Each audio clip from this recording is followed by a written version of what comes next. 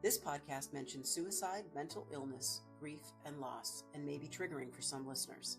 So please take care of your well-being by pausing or skipping any sections that feel uncomfortable to you. And if you or someone you know is struggling, please call 988 for support. Hey girl, hey. Hey girl. That just sounded silly. So, So it's interesting sometimes when, well, interesting is probably the wrong word. Exciting, good, coincidental, when these special days that we have, these kind of marker days, remembrance days, awareness days, fall on the day that our podcast drops. Like, that's just good karma, I think. And today is World Suicide Prevention Day. And it would never be a day that we would ever let pass by, ever. And I'm just happy that it's on the day that we record our podcast. And it's a reminder that suicide is not just this local issue. And we get to remind everybody that it's a global issue.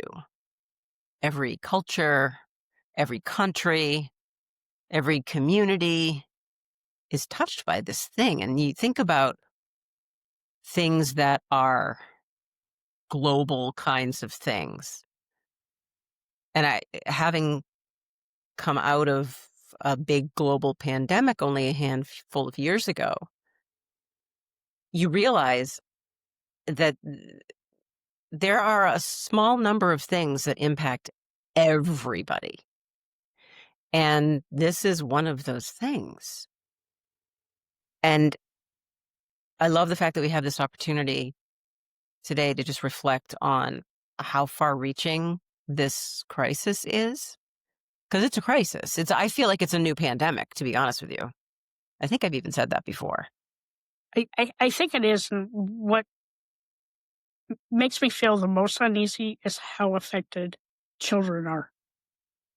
Yeah. And vets are. Yeah. It's everyone's affected. Yeah. I mean, it doesn't matter where you live in the world. It doesn't matter what your religion is. It doesn't matter if you're wealthy. It doesn't matter if you're on food stamps. It doesn't matter whether you're single or married or what you do in the world. It doesn't matter because it impacts everybody. And I love the fact that you and I are here, not just today, which is obviously symbolic, but we're here every week being part of the solution, because there are things that we can all do individually, and there are all things that we can do collectively or as a country, as a people, humanity, to change the direction that things are heading in right now, because they are not heading in a good direction. People are taking their lives in record numbers everywhere because suicide is so universal. And it's only when we do what you and I do, what so many others are doing, talk about it. I'm not afraid to talk about it. You're not afraid to talk about it. I wish everybody felt the same way, because then everybody would be talking about the thing that we should be addressing out in the real world. Talking about it. And there's no shame in saying the word suicide. None. No. Like Lisa just said, it affects everybody. And it's not just a U.S. thing. It's global, from coast to coast.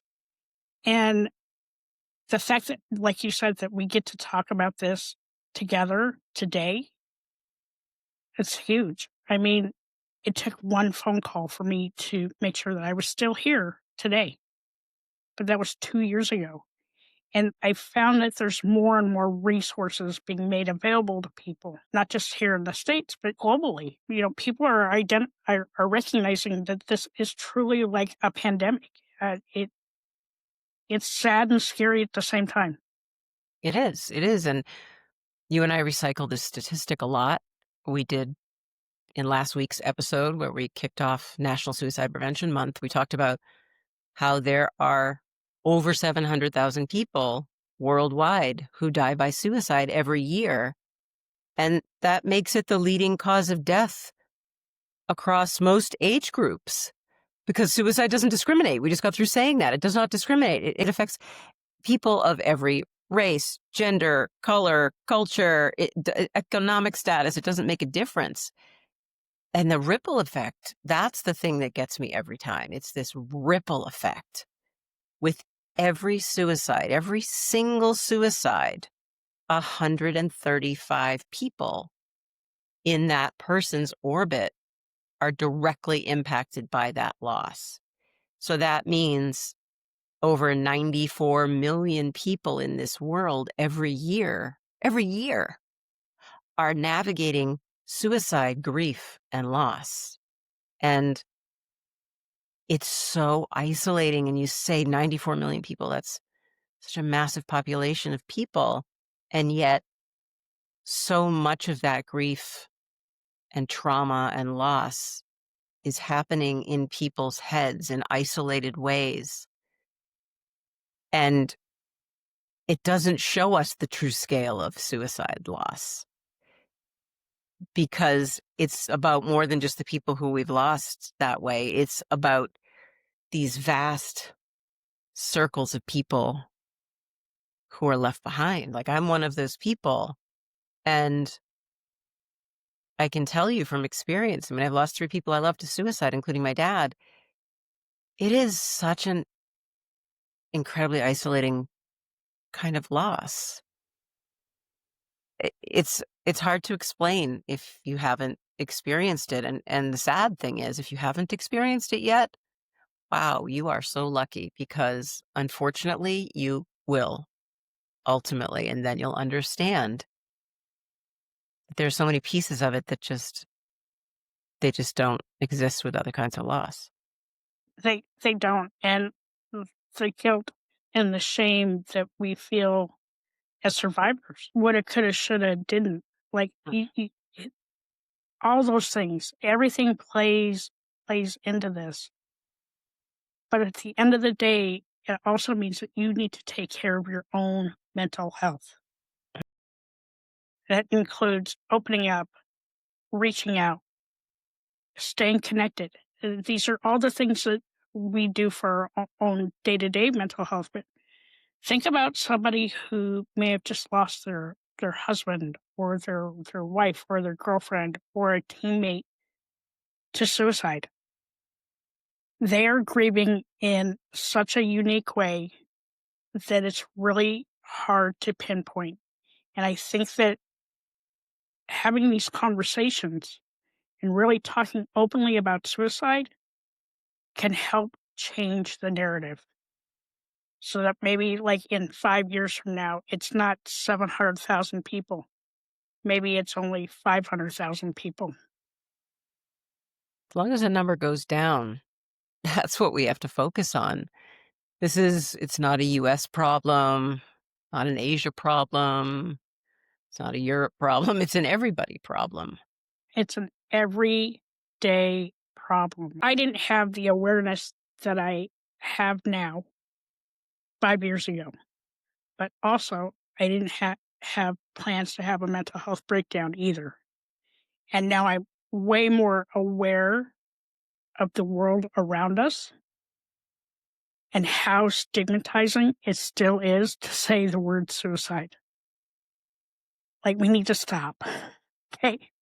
Yeah, but prevention looks very different depending on where you are. I mean, I know that there are a lot of countries where they're not as vocal about mental health, where there is still this expectation or perception that people have to be okay, have to keep performing, have to keep showing up, have to keep working.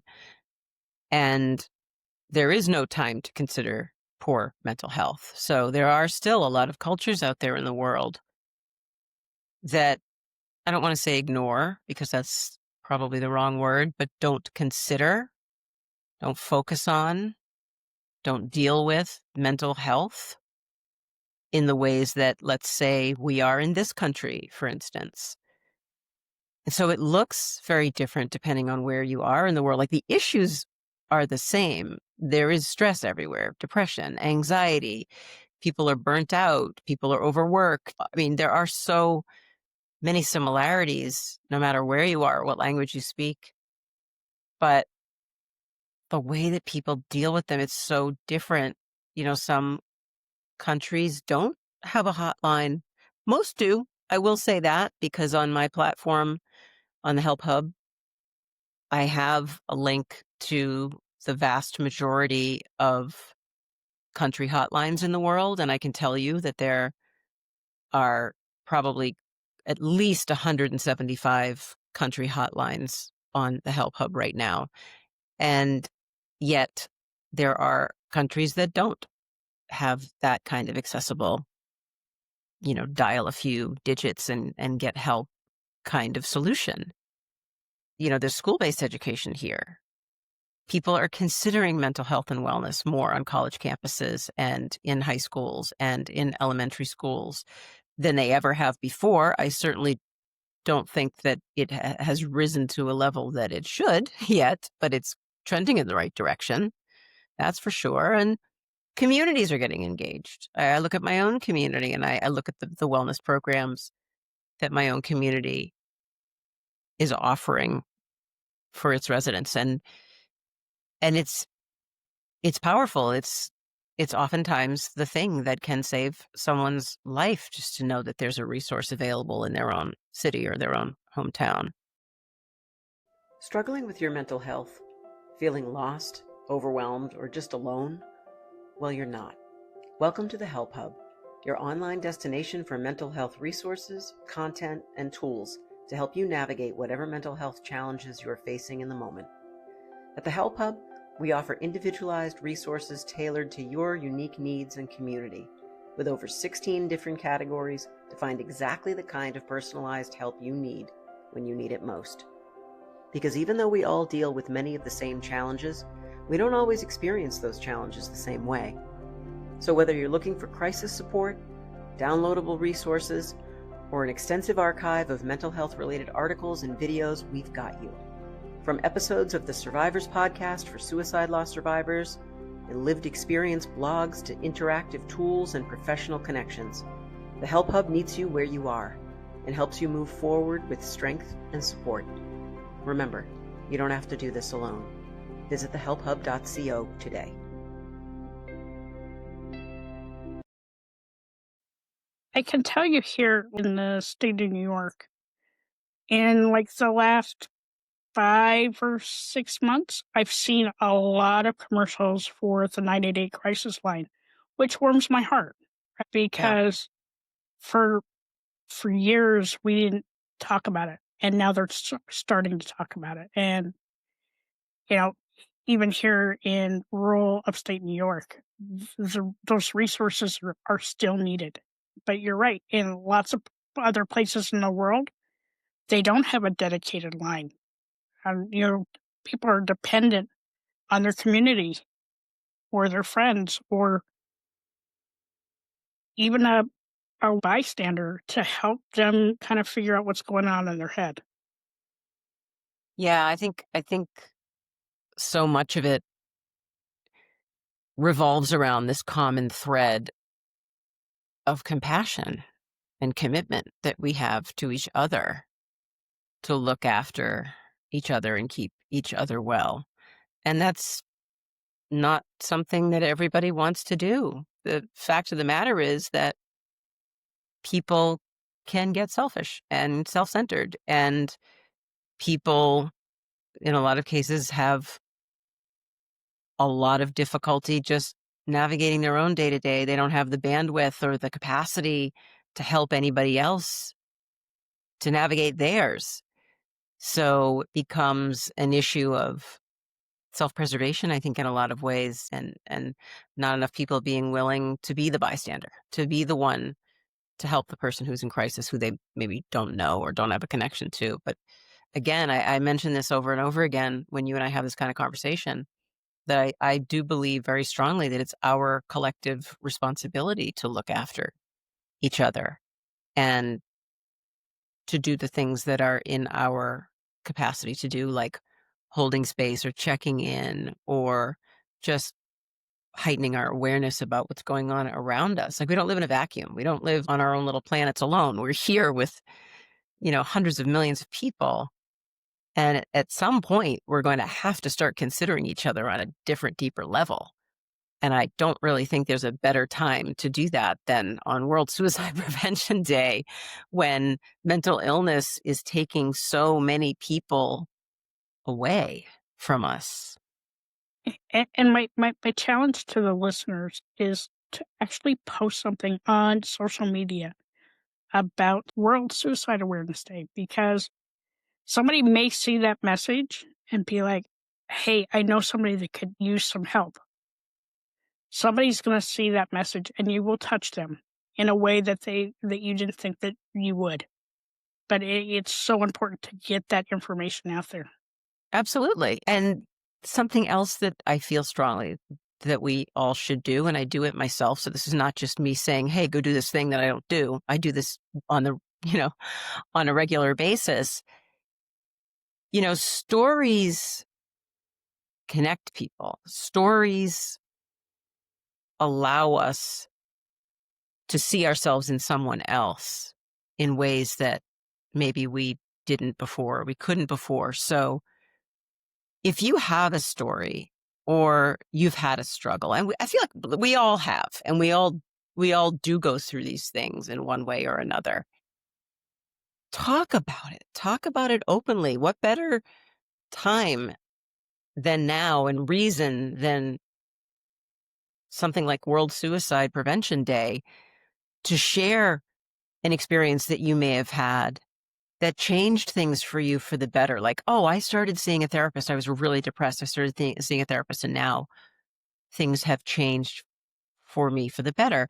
Or I held space for someone who was so desperate they didn't want to be here anymore, and now they're here, and they got help because I took the time and I held space. Like, that encourages somebody else to hold the space. That encourages somebody else to make the phone call, to call 988 or call a therapist, or to be vulnerable. So when we can share our own experiences with struggle, whatever that struggle is, it reminds people that they're not alone. And I feel like that's one of the very biggest things that we can do, because we keep all of these heavy, hard, toxic thoughts just locked away in our heads, and they're in our bodies, and it permeates everything, and it overtakes us. And I want people to think about the old-fashioned radiators that were around back in the day, like when I was little. You had to twist the little knob on the bottom of the radiator to bleed the radiator so the steam came out. Did you have those? Yes. Okay. Let's play a game. I want you to answer this question. When you do not bleed a radiator, what happens? It blows up. Right. What happens when you bleed the radiator and turn the little dial to let what's inside out, maybe slowly, maybe cautiously, but what happens? It starts to slowly dissipate. I love that you use the word dissipate. I was really hoping, I think I just channeled that word to you. That was like some good mind connection. So that's the whole point. That's what I'm talking about here. That's what we should all be doing.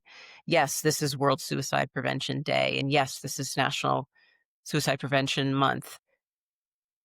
But these are the things that we should be thinking about and acting on all the months of the year, all the days of the year, because mental illness does not take a holiday.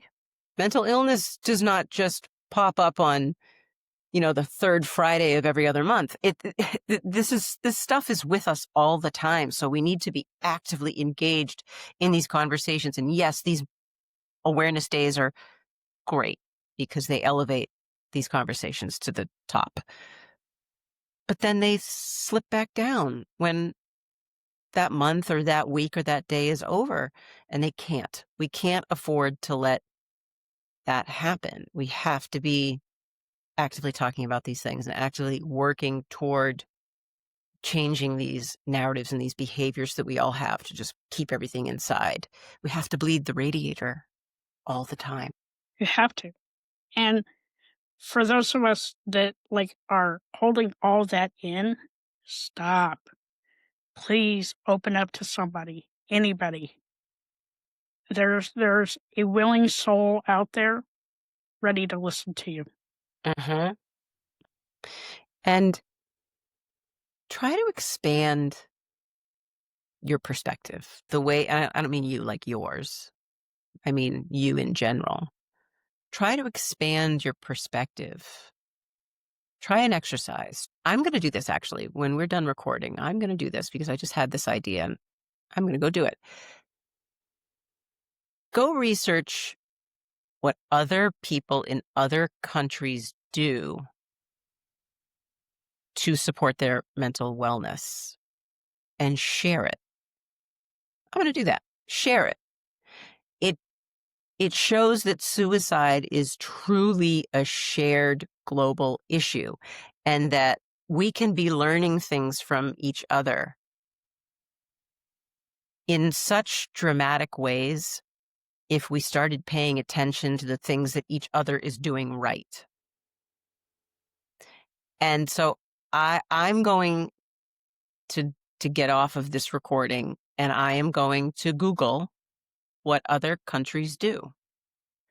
And maybe it's something they do in the Netherlands. They have, what is it, Hugie? Is that what, am I mutilating what it is, the I word? think you're mutilating the word. I might be mutilating it. It's like this concept of calm. It's this philosophy around like calm and serenity and peacefulness in your home. I think I absolutely mutilated the word.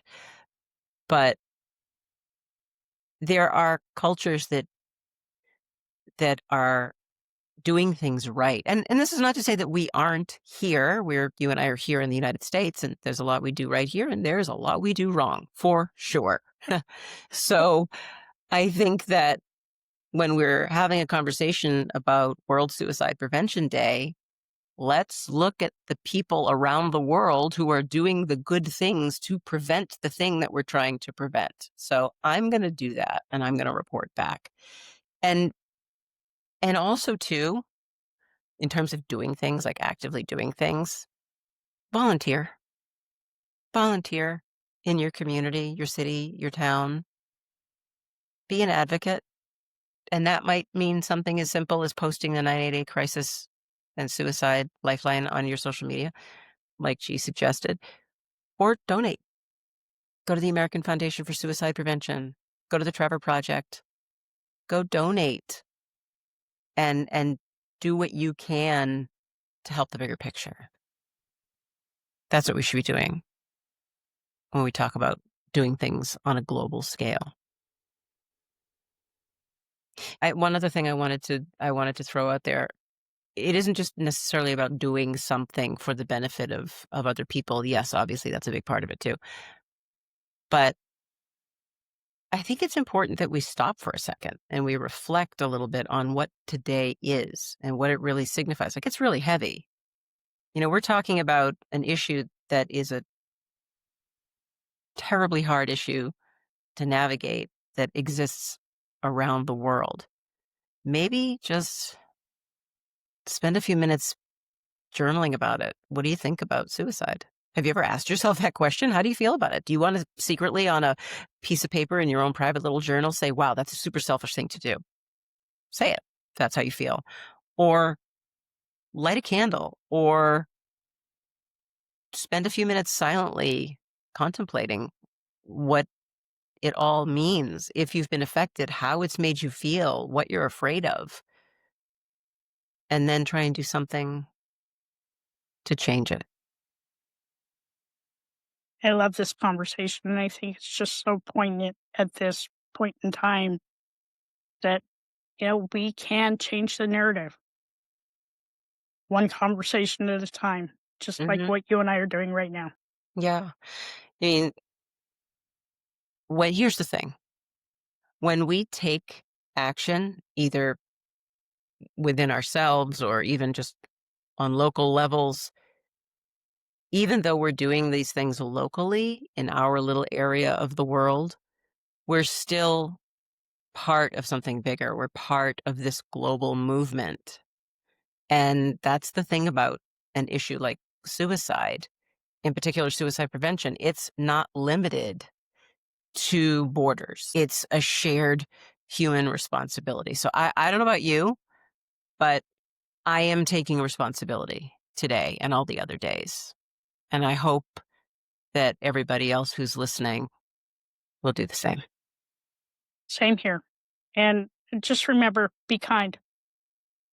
Yeah, ain't that the truth? I can't wait to do this again with you next week, but I've really, really appreciated this conversation. And I love you a lot. I love you too. I'll see you next week, boo. Thanks for joining us on The Survivors. Remember, no matter how tough things feel, you are enough, and the world needs you just the way you are. You're not alone in this journey. There's a community here, and every step forward counts. We're so grateful you took the time to listen, and we hope you'll take one day at a time. Just know there's always more light ahead. Thanks for being here, friends. Just remember, help is out there in so many different places. So if you or someone you know is struggling, please call 988 and a trained crisis counselor like me will be there to help. You can also find an inclusive and comprehensive directory of mental health resources, tools, and content at thehelphub.co. Just remember that help is always just a call or a click away. We'll catch you next week. In the meantime, keep surviving.